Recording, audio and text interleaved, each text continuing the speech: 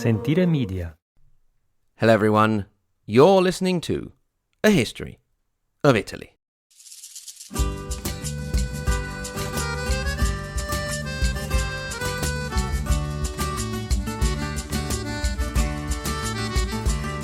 Episode 93, A Change of Scenery for the Papacy and the Anachronistic Emperor.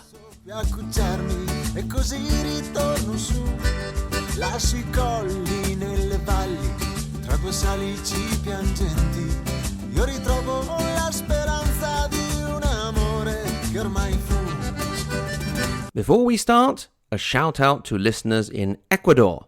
I was taking a look at the Apple charts recently and noticed that A History of Italy is number 10 in society and culture in Ecuador. So thanks very much to all the lovely listeners in Ecuador for that. Now, all of the other South American countries, are you going to let Ecuador beat you like that? So, please, hablan por favor con sus amigos de A History of Italy. Last time we saw Boniface VIII morally and politically battered and beaten by Philip IV of France. Boniface had managed to escape the clutches of the French king, escaping from his captivity in the town of Anagni, thanks to a rebellion by the townspeople. However, once back in Rome, the trials and tribulations and possible dissolute lifestyle had caught up with him, and he had died on the 11th of October 1303. He was succeeded by Nicola Boccassini, who took the name of Benedict XI. You will remember that Boniface had fought a furious political battle with Philip, which included the Unam Sanctam Bull, declaring that all living beings were to be subject to the church, and he had also excommunicated the king. Benedict now totally ignored the bull and removed the excommunication. However, he wasn't a total softie, because he did excommunicate those who had been involved in the kidnapping and imprisonment of Boniface VIII in Anagni.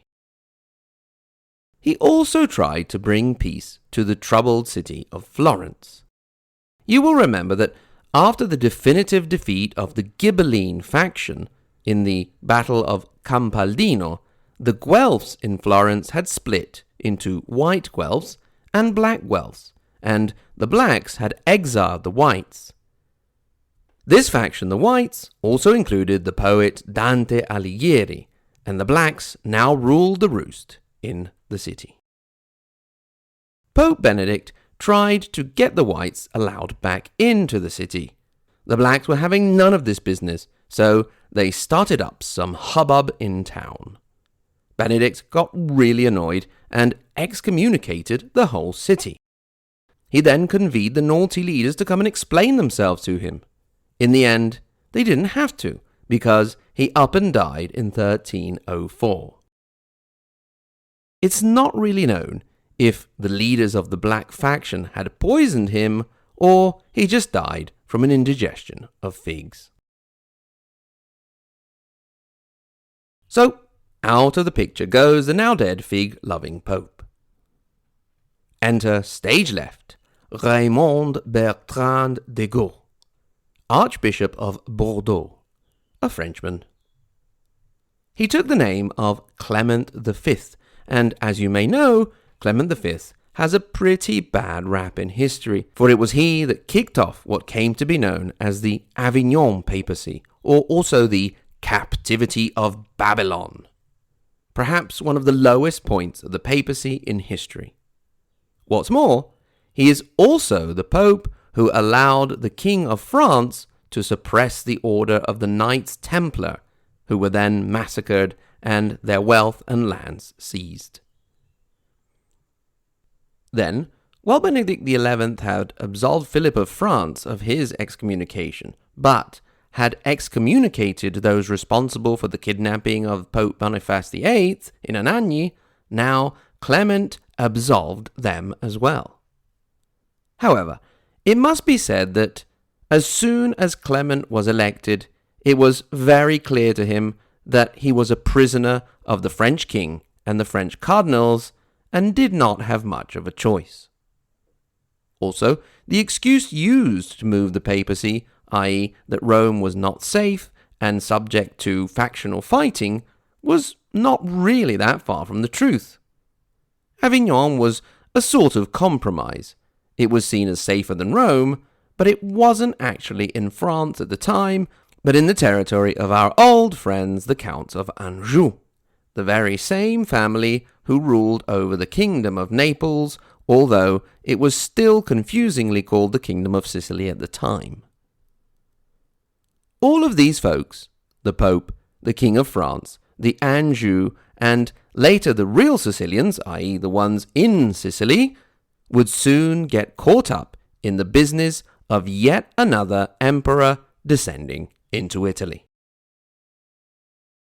Do you remember the good old centuries past, from the 9th through to the 13th, with Holy Roman emperors waltzing in and out of Italy? Do you remember how many times I said the emperor made his way down into Italy? Well, here we go again.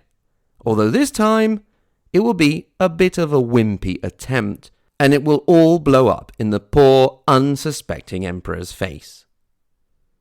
We won't go too much in depth into the election of the first Holy Roman Emperor after the death of Frederick II, 58 years before, in 1250. Although we will mention that King Philip of France did have his brother Charles of Valois hanging around Paris, and he had hoped to get him the job and get him out of his hair. In the end, the man who won out was Henry of Luxembourg, who, as imperial Henrys went, became number 7. Philip IV of France and Pope Clement, for the moment, were happy to go along with it. So, in 1308, Henry of Luxembourg, technically a vassal of the French king, was crowned King of Germany. You will remember that there's a 3-step checklist to becoming a Holy Roman Emperor. I'll bet you missed it. 1. Get crowned King of Germany. 2. Get crowned King of the Kingdom of Italy. 3. Get crowned Holy Roman Emperor. Just a reminder on step 2. The Kingdom of Italy supposedly was all of the northern part of Italy above the Papal States. Those of you who have been following the podcast will understand that, at the time we are speaking about now, the idea of an entity that could govern over all of northern Italy was laughable at best. Never mind the fact that some emperors thought that their authority should extend to all of the peninsula. Before we follow Henry into his descent, we have to introduce a new character on the scene. Indeed, on the 5th of May, 1309, King Charles II of Naples died, leaving the throne to his son, 32-year-old Robert. He was very wary of Henry's intentions, but kept quiet for now. So, Henry was finally ready to head down for the first of the 2 crownings, that of the King of the Kingdom of Italy. He had been a pretty good ruler in Luxembourg. How much more difficult could Italy be? From the very start, that difference, and the difference with the past, could not be more stark. The army, rather than being one of the formidable forces of the past that no single city could stand up to alone, was small and mostly ineffective. You could not even say that what Henry lacked in manpower, he made up for in wealth, because a single Florentine banker would probably have been better off than this emperor, and that's not even one of the most wealthy Florentine bankers. Henry met initially with general enthusiasm, with a difference from the past emperors. In the past, whenever we spoke of an emperor being supported by this or that city, we would say Milan, Verona, Bologna, etc. However, now, it was true that Henry was supported by Milan, but this was because he was supported by the Visconti family. It was true that he was supported by Verona, but only because he was supported by the Della Scala, and so on. The Gonzaga for Mantua, the Este for Ferrara, the Polenta for Ravenna, and the Malatesta for Rimini. The communes had almost given way to the signorie. It was now time for Henry to check off step 2 in the become a Holy Roman Emperor. He would be crowned in Milan with the Iron Crown of the Lombards, the one that the Lombard Queen Theodolinda had tried to make a bit more presentable by encrusting it with jewels, and the one which was supposed, but probably didn't, contain a nail from the true cross of Jesus Christ. The one that nobody seemed to be able to find. A search was made high and low, but the precious artifact was nowhere to be seen. In the end, a much nicer, prettier crown was made, full of beauty, but devoid of any meaning or history. Not a good omen to start with. The real crown did pop up some years later. Apparently, it had been pawned off by the Milanese nobleman Guido della Torre to pay his debts. You can see the crown today at the cathedral in Monza, not too far from Milan. Speaking of the della Torre, you may remember that was one of the Milanese family fighting it out for power in the city. The Visconti had more or less managed to seal the deal at the end of the previous century, but at this particular moment they were down on their luck and the della Torre had managed to kick them out. Henry now leaned on his supposedly superior position and tried to reconcile the situation by bringing the Visconti back, which instantly got around half of the city on his side and half against. Things, however, didn't stop at Milan. The domino effect of alliances meant that he now also had cities such as Cremona, Lodi, Pavia, and Brescia against him.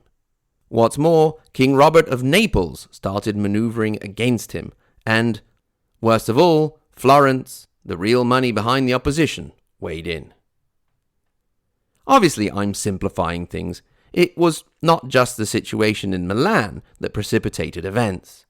This had been in motion even before Henry's descent, with forces worried that he would meddle in their interests, and indeed he had let it be known that, although he would be lenient, he did expect the cities to submit to him and allow him to nominate his representatives in those cities. Anyway, poor old Henry must have been taken completely by surprise by the ferocity of the Italian taunting. Yet the brave lad soldiered on, getting bogged down in a siege of Brescia, but managing to quell the rebellion there, and then making his way to Genoa to seek to get to Rome by sea, since passage by land was now looking a bit more complicated than planned, since he was now opposed by Bologna and Florence, who controlled the passage down to Rome. He arrived in Genoa with his alliance crumbling and allies either switching sides or having to return to their lands to defend them.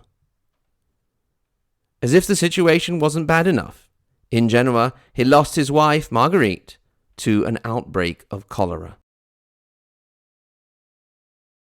Once again, you've got to hand it to the guy.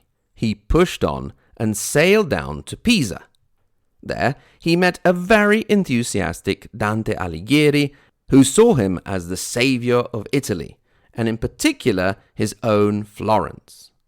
Along with Dante was a man known as Petrarco, with his 7-year-old son Francesco Petrarca. Ever heard of a Petrarchan sonnet? Well, it's this kid's fault.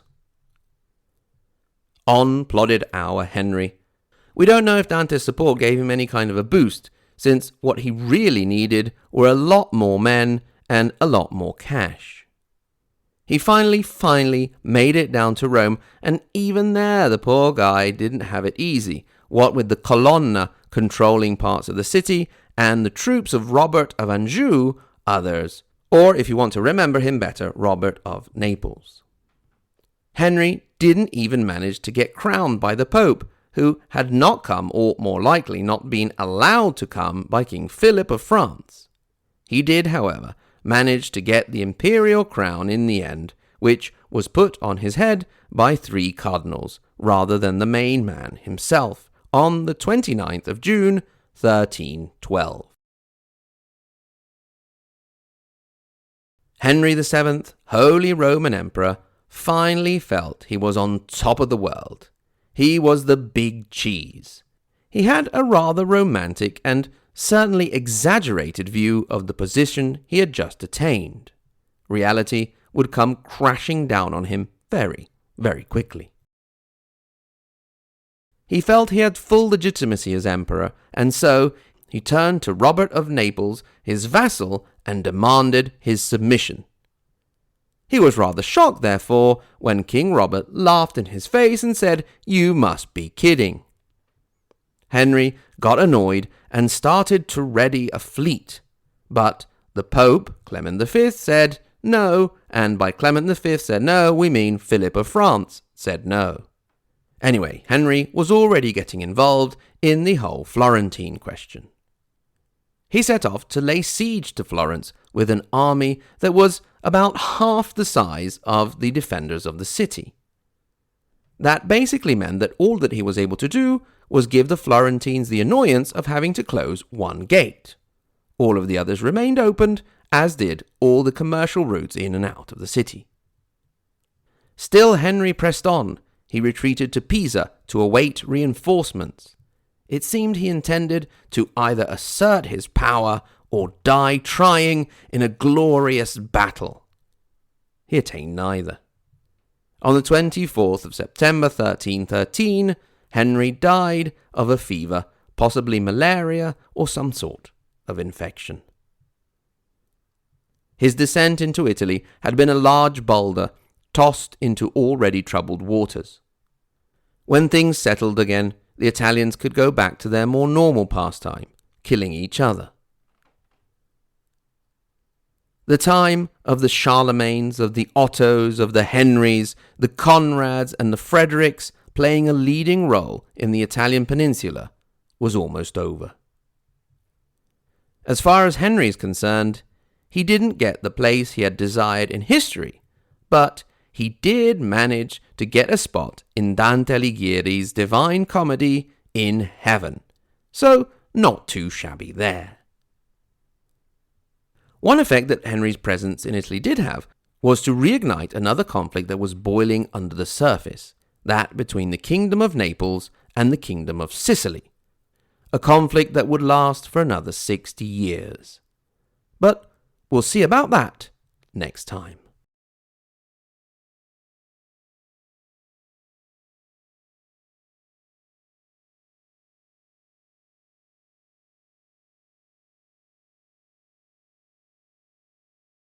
Thanks very much to everyone for listening.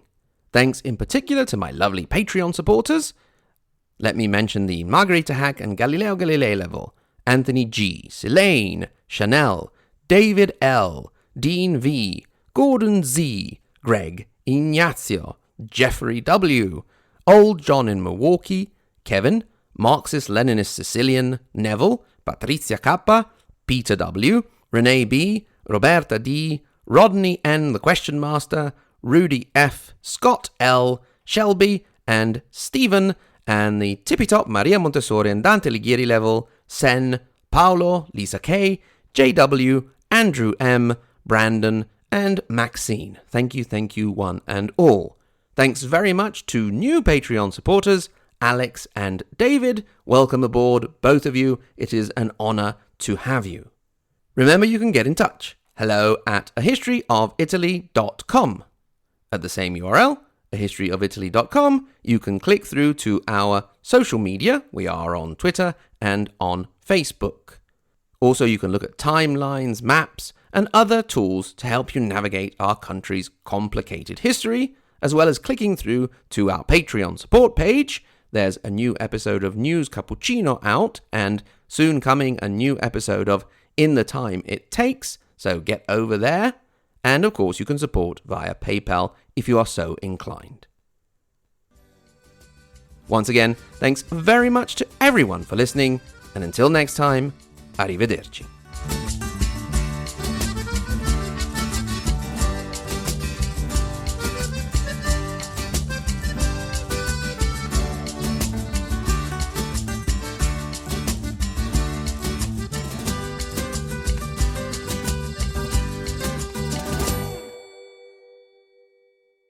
Your Majesty, here's where we are staying.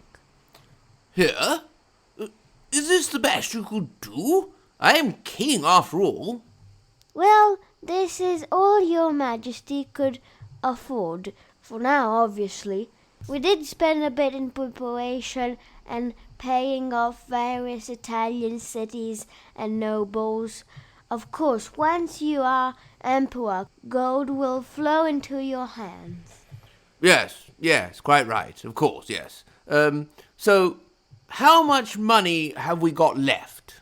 Florins, you mean, sir? Yes, how many florins? 5, sir.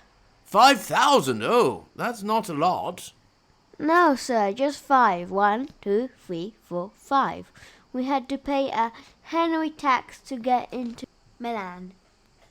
A Henry tax? Yes, they say it's a special tax for people called Henry. Ah, well, that was unfortunate. Did you tell them I was king? Yes, sir. They said that then I was 2 extra florins. Ah, well, they told me when I was king that I could collect taxes. Yes, well, apparently they do things different down here. Oh, well, I suppose when in Rome, if we ever get there. What else have we got in the royal coffers? Well, some supplies and a large cart full of turnips. Turnips? Yes, sir, turnips. Well, that's not much good. I mean, what use is a cart full of turnips? Well, a Venetian merchant said they were like gold here. It seems that there is a group of people who actually worshipped them. Sounds very fishy to me, people worshipping turnips. Never mind. Are the men fed and set down for the night? Yes, sir, all 7 of them. Good. Yeah, good to keep the army happy. Tomorrow's a big day, what with all the crowning ceremony and all that. Ah, yes, about that. What about it? Well, they can't seem to find the Iron Cow. Can't find what? Yes, well, they said that the rusty old thing wasn't fit for a future empire anyway, so they had a new one made. Ah, great. What loyal, thoughtful future subjects. Yes, they say they'll only charge you 1,000 florins for it.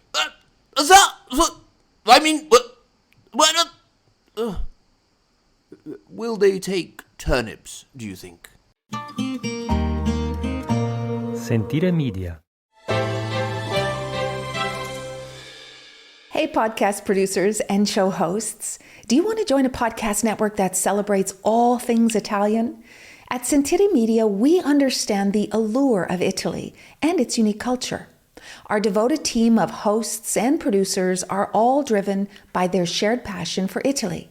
And we work tirelessly to create the best lifestyle podcasts and content that will whisk you away to the very heart of Italy. With us, you can savor the mouth-watering flavors, get lost in the stories from the past, break down the cultural barriers, and truly immerse yourself in the vibrant traditions of this intoxicating country. If you have a great podcast idea or are already in production and would like to join Sentire Media, head over to sentiremedia.com, that's SENTIRE media.com, and find out how to submit your show.